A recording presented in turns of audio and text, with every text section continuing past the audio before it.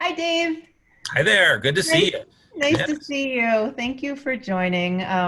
The Idea Accelerator is underway, and students are going to be catching this recording of our conversation either in real time or a little bit later. So, thank you for joining. I'm really excited to get a chance to Awesome. have you talk about what you're doing and how you got there.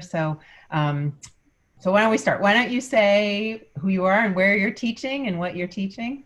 Great. Looking forward to it. Okay. So, my name's Dave Westenberg. I'm at Missouri University of Science and Technology, called Missouri S&T for short. And so we're the engineering campus of the University of Missouri system. Very great opportunity as a biologist to be able to interact with colleagues from a variety of disciplines. That's kind of some people view it here as a disadvantage because biology usually is the 800-pound gorilla on campus. Now engineering is the 800-pound gorilla, and we get to play along, and I love that, the opportunities that come from that. So that's why I'm really excited. I'd love to hear what some of the projects students in this group are cooking up, because that's something I've really learned to appreciate being at an engineering school. That concept of innovation and trying things out and seeing where it can take you, trying to push the envelope is always really cool. So my background is I'm a microbiologist. And again, usually when I say I'm a microbiologist at engineering school, what does microbiology have to do with engineering? Actually, my standard joke, when I first started here, I started working with a ceramic engineer. And most of the people think microbiology and ceramics, they're mostly thinking toilets. But ceramic engineers do a lot of really amazing stuff that I never would envision, that we use for bone and tissue repair. And so looking at how that interacts with living things. So my microbiology background was microbiology and public health, which certainly pays off in today's day and age, and my perspective on things that are happening. And then microbiology and molecular genetics for my PhD. And so this concept of genetic engineering, now synthetic biology, has always been a part of what I've had interest in. And now the idea that with programs like BioBuilder and things like that, where we can now take this synthetic biology that was kind of saved for the college level, now we can bring that down to all sorts of different levels, because you don't have to do it all. You just have to think. It's those ideas that really make the difference. Ideas make the difference. I think I should get that as a bumper sticker. I think that's exactly true. And students come up with amazing ideas when you, at all levels, just like you say, it doesn't have to be only at the college level. But what do you teach at the college level? What are your classes? So the classes I teach right now is primarily I teach a microbiology class, so classic microbiology with a laboratory. So they learn how to work with bacteria, how to grow them, how to identify them, how to understand their metabolism and their physiology. And then we get to play with them in the lab. So that's always good. So again, it's a more modern molecular biology or microbiology lab. So I do some of the more genetic tools. So the things that we can do nowadays for genetic manipulation. And then right now I'm teaching a virology class, which is obviously a very timely topic. And oddly enough, for the first time, I'm teaching a lab to go with it. I hadn't taught a lab with this class before, but I was encouraged because we wanted to have more hands-on lab. The thing you see at the college level is they're kind of moving away from labs. A lot of times they've kind of taken that because of the cost and the time.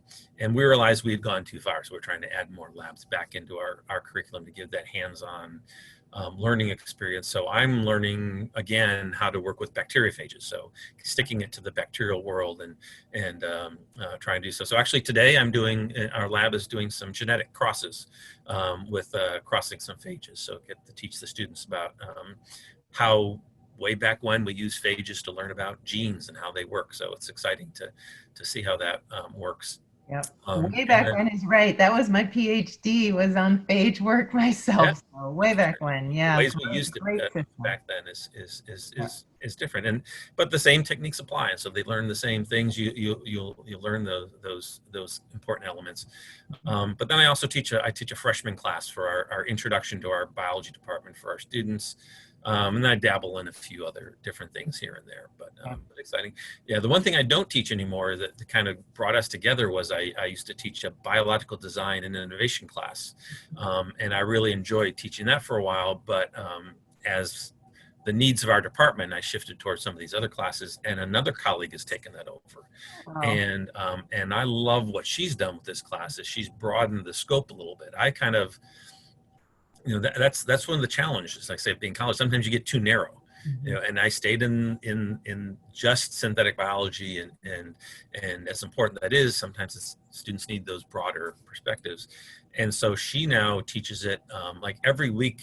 They do little mini projects and thinking different areas, and then they spend their semester working on a project. But what's, I think, most impressive to me is she's bringing in the kind of things that you do. Brings in people from St. Louis to come in and talk about what it is to be an entrepreneur, how to do funding, how to create a startup company, how to write grants, how to write patents, all that kind of stuff. So they're really getting the bigger picture for that actually really excites the students. They never think about, you just think I'm in a discipline. Right. No, it's absolutely true. I think we have in our mind a very narrow view of what it means to be a scientist and do a science and or an engineer. But there is all that other aspect to it. There's the entrepreneurship, and then there's the legal aspects and the communication pieces to it, and the design, and it's just it is an incredibly wonderful sort of starting place for all kinds of career direction. So that's really exciting. That's awesome. I think that's a great lesson for your students too, is that you may feel uncomfortable at first, but watching how they develop the skills, our college students are struggling the same way. Yeah. And so they have the same challenges. It's true. It's absolutely true. We all have our sort of comfort zone, and then we stretch beyond that, and that's a little tough, but good. So did you always know you wanted to do science? That was, yes and no. I always had that interest in science growing up, but never really thinking, you don't think as a kid that you can get a career in science. Right. A lot if you're, and if you're a good student, I shouldn't say I wasn't a very good student, so I didn't have that push. I have the GPA to prove it, but I always had that interest, and I but if you have that interest, usually directed to, you go to medical school, or you go to vet school or something like that. You don't think of science as a career. Oftentimes, you don't realize all the companies that are need the scientists, and so I never had that view in my head about this. And so I went to college to be a veterinarian, and so that's the kind of thing you grew up. I loved animals. I wanted that aspect of it.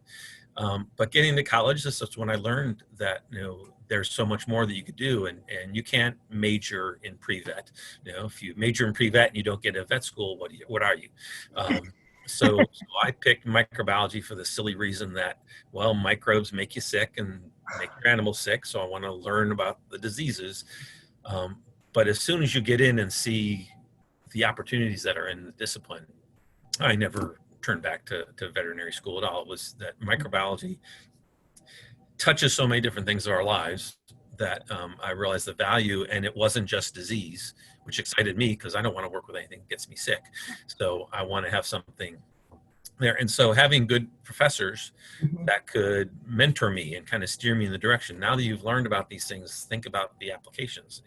Don't narrow yourself to these things. And actually, I had, you saw my background at Woods Hole. That was a reminiscence for this year was supposed to be the 50th anniversary of the microbial diversity course at Woods Hole.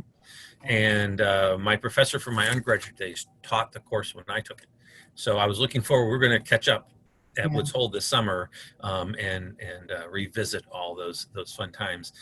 But he, having a professor that recognized that I really had that interest and I had the broad exposure that you should go into a field like microbiology in a direction that be creative about all the diverse things that you can do with microbes, which I think people overlook. And I think that's the cool thing about synthetic biology now is we have new ways to tap into that diversity. Knowing that there's a gene out there that'll do anything you want to do, you just have to improvise. Yeah, exactly. Yeah. Able to tap into those things. So I had the interest, but I never really considered it as a career. And it took that motivation. And like I said, what's cool is now you see this happening at the high school level, that you can learn these things earlier, that there are careers beyond the standard. You're either going to be you're going to go be a doctor or an engineer, right? Right. If you're really smart, and engineer is so broad. Yeah, You know, absolutely. that's the thing. Yep. But you Yeah. learn that if you have those broad skills, Yeah. they can apply in so many different ways. So So many different directions. I think it is a great foundation for so many things. But you touch on a point that I think comes up over and over in conversations like these, is that there was a mentor. There was somebody that said, think about it this way, or have you tried that, or can I put you forward as a candidate for this, right? So mentorship is incredibly important, right? And it sounds like you remember your mentors and well and think about how they guided your career, right? And I yeah. know you think a lot about mentoring students now. Do you have any mentor mentee stories that you want to share? I mean, I think hopefully I have lots of them, and several that will stand out, and they keep replacing each other along the way. But you're right; it's not always. Sometimes we think of that direct. Here, you should do this, and kind of. Sometimes it's just being there, Mhm. trying to be there for the students. And I think about a lot of students that were in my shoes. They came here. A lot of students want to go to med school, and they looked at med school, but they were looking for things to do in the summer. So you encourage them, think about doing a summer research project at a university. And so one student that stands out in my mind right now that I follow on Twitter and Facebook, and we stay communicated a lot, and I love to see how her career is progressing. Kind of start on that route. Even till graduation from college, she was still ready to apply to med school, even though she had all these great experiences.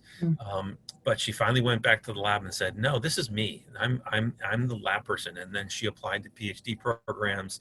She's just doing some amazingly cool work. And I think the most rewarding thing for me too is I love to see student success, but I love to see that ripple effect and see what she's doing as a mentor, Yeah. starting much earlier. Yep. So I think like during COVID, she was doing virtual, tutoring with, elementary and middle school kids because she was stuck at home. Okay, let me do something valuable, and doing those kind of things. So those are the kind of stories that really excite me. That I didn't work in my lab. She's in my class. Just had these conversations, off and on, and say, think about these things, and seeing how that really your impact is you never know where it's going to be.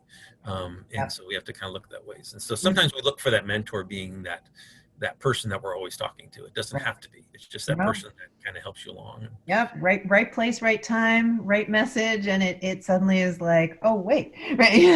It's absolutely true. And the ripple effect is very real. I think that is so true and so gratifying, right? It's just lovely to see. It's one of the happiest things about working with students and in these fields. Yeah. That's exactly being at a university. I can't say I've never grown up because the students never get any older. They and there's always a new crop that comes along, and they all have their different challenges. And that's the thing I never want to try and encourage students to be a clone of me. To do me is you want to help them find their interests. I was talking to a student right now about their project in their virology class, and again trying to promote them doing outreach. I'm having them do a project for 2 weeks to develop something for outreach, and the student came up to me and said, "Here's a project idea I'm thinking about. Is this too far out of our field?" And all I can say is no, as long as it's connected in some way, shape, or form. Because sometimes, again, we have that narrow definition of what it is, and I don't want to be narrow. I want to give them the chance to I tell them, this is for your community, and however you want to define it. It could be your friends, your family, your town, your school, whatever you think is the where you want to have the impact is having them do that. And so giving them that freedom, because every year it's different. Every student is different, and always keeping that in mind. You don't know where they've been and what they've had what their challenges have been. So you need to make sure that they get those opportunities. They're not, I don't want to be the one I don't want to be a Beronda Montgomery. I love Beronda from Michigan State. Does some great work on mentorship and this idea, don't be a gatekeeper. Right. You want to be the person that you hear the word, it was in a conversation the other day about, we talk about pipelines of things. And I still remember a presentation talking about pipelines are dangerous though, because pipelines, you get a leak and you can't get it back in. I'd rather talk about pathways Yes. rather than pipelines. Yeah. Is how do we get people on because you can get off the path and come back to the path. Right. Um, Right. so But once you've leaked from the pipe, it's really hard to get back on the inside of the pipe. Yeah, no. I know that in my lab all the time.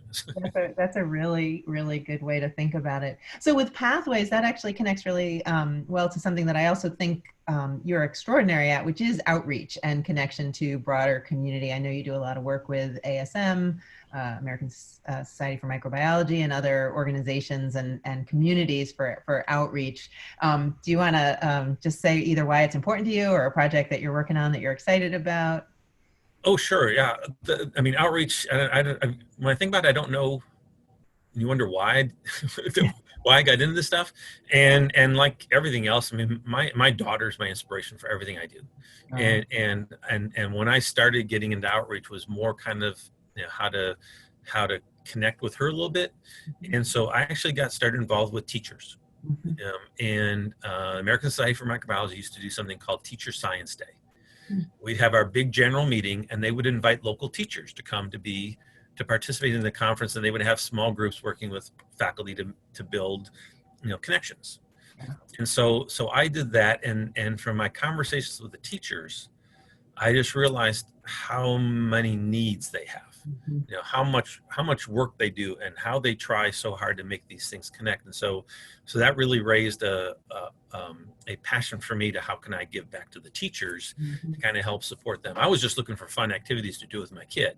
And that just kind of opened my eyes to the challenges teachers face. And we were talking about this earlier today, in the current environment, how much teachers are, how much work they're doing and the value that they're contributing and the struggles they're facing.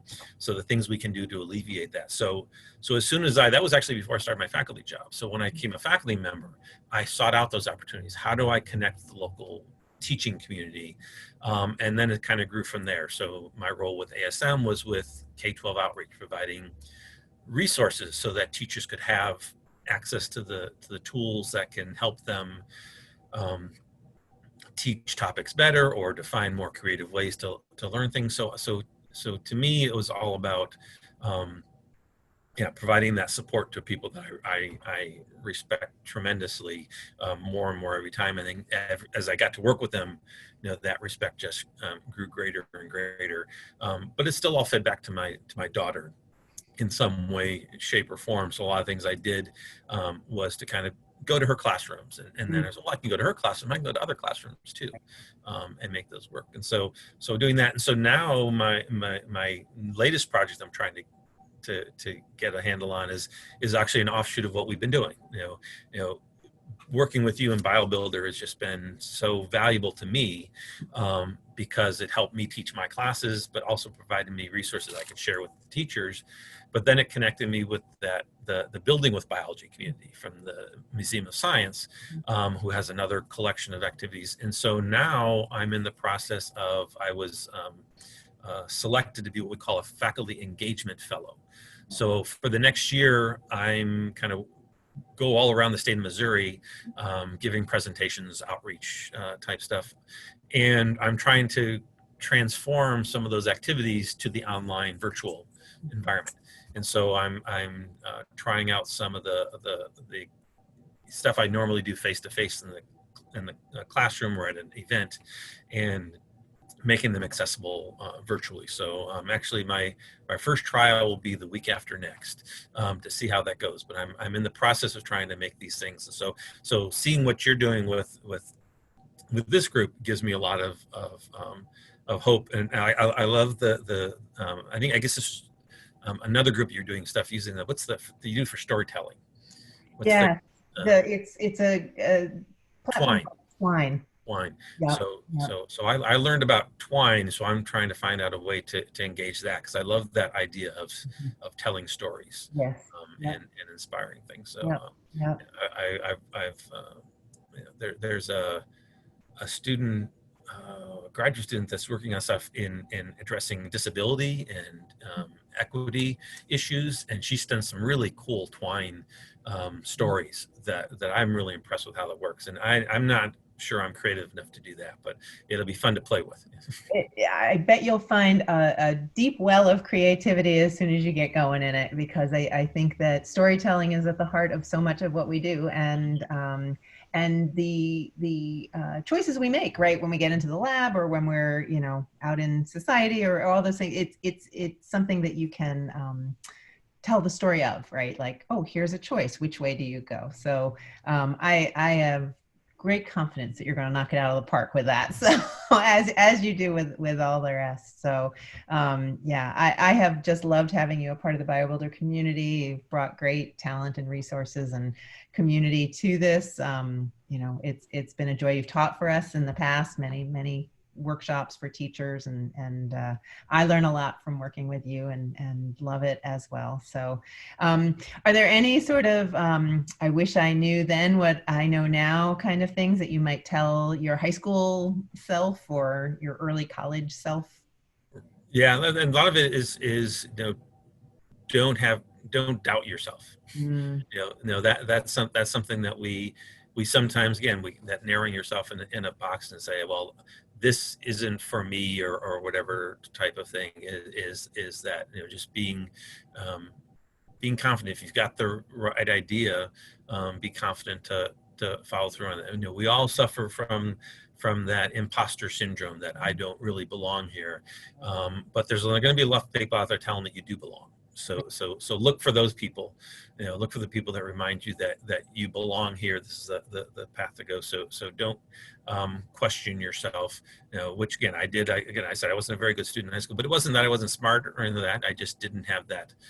I didn't have that confidence to really go the directions I wanted. So be confident, and again, don't talk yourself out of things. I think more things we talk ourselves out of. A colleague that has a quote, now I can't remember what it is, but most of the things we fail at, we don't realize how close we were to success. Interesting. That's so heartening, really. And I think it's true. I think it's so true. Wow. What great advice. I think yeah, especially as a young person, you are always looking for signal and noise, right? Signal that I belong here, signal that I'm good at this. But there's a lot of noise in it, and like you say, you're really close to success, closer than you realize. And we tend to focus more on those negatives, and we miss the positives. Absolutely. So just listen to those positive voices in your life. They're out there. I think there's someone out there telling you can do this. So listen to those voices and block out the others. I mean, yep. And then it goes in. Then your own voice tells you can do it. Right. So Yeah. that's great. Sometimes you got to know to let go. Right. You can't just keep beating your head against the wall. But at the same time, you don't let the naysayers get in your way. And that was the hardest thing, again, with the BioBuilder and trying to do this biodesign stuff, is that, you know, students are so quick to shut themselves down.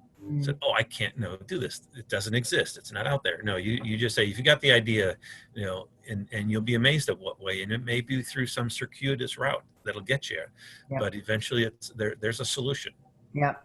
And back to what you were saying at the beginning, that by being in an engineering school, that notion of try something and you're getting closer and closer to a solution is at the heart of engineering. At science, it tends to be quieted down, but I think that that's really what engineering brings, is this chance to just iterate on it, give it a try, see if the prototype works, and if it doesn't, learn from it. So and the importance of prototyping, to really test it out. And I think, like right now with all the stuff going on, I've got a lot of colleagues that are moving into different types of COVID related stuff. And when I first heard their ideas, the back of my head, I'm saying, I have no idea how I don't see that's going to work. But I'm not going to say that. I just, great, let's go for it. Now let's see what you have. And watching how those projects evolve, because you've got to try it out and say, oh, that's not going to work. Let's try a different way. What's the famous Edison quote?